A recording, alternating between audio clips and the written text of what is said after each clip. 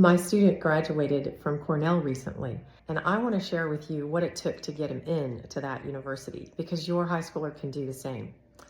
My name is Nadine Underbrink. I have been in college counseling now for 18 years, and hard to imagine so much time passes so quickly, and yet so many fabulous students and their lives are now, so many of them are working professionals, and their lives have formed into beautiful careers that, I met them when they were freshmen, and now they have MDs behind their names, and some of them are lawyers and have moved on to wonderful careers. And I want the same for your high schooler.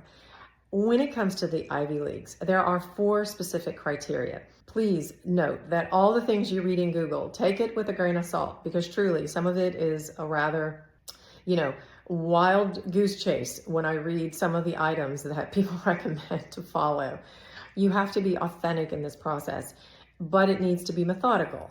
And so there are 4 specific criteria to get you in, and I want to share them. And in light of my student who got into Cornell and what it took, what does it take to get into the Ivy Leagues?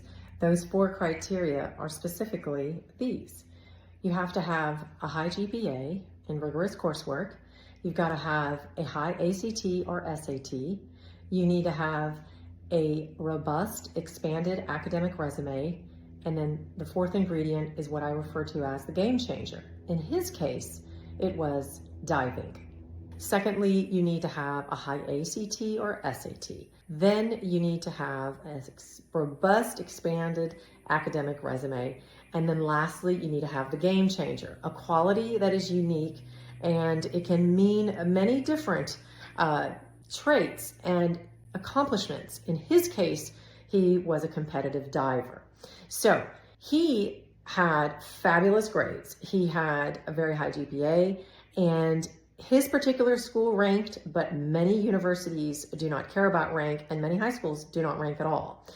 He also had a good ACT in the end, but he didn't initially. He had a decent score, but not a fabulous one.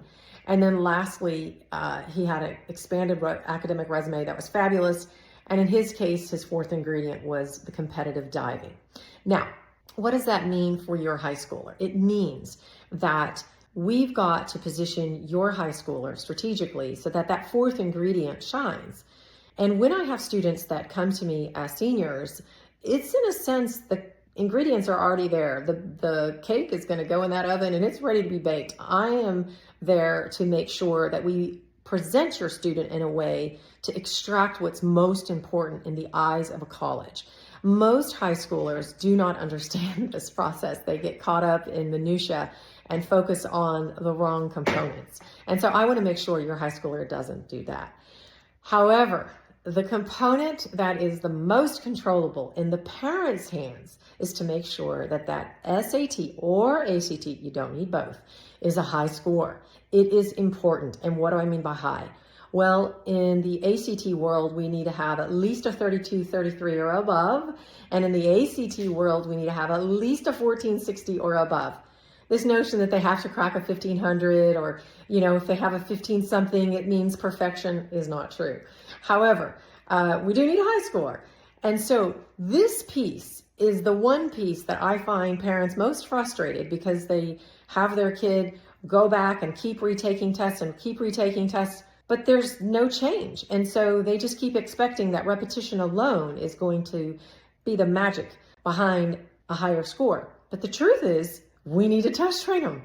Otherwise, you're not giving your kid the tools, the ammunition he or she needs to make the change, especially when they want to make the change. So if they're willing to commit to the test training, you got to give them a chance.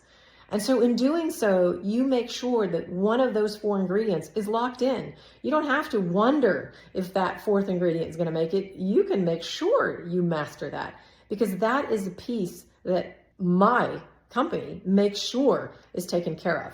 So start test training early. Don't leave that one to chance. That's the piece that parents really can control. So now it's time for you to click the link below so that we can talk and determine how to get your high schooler into an Ivy League.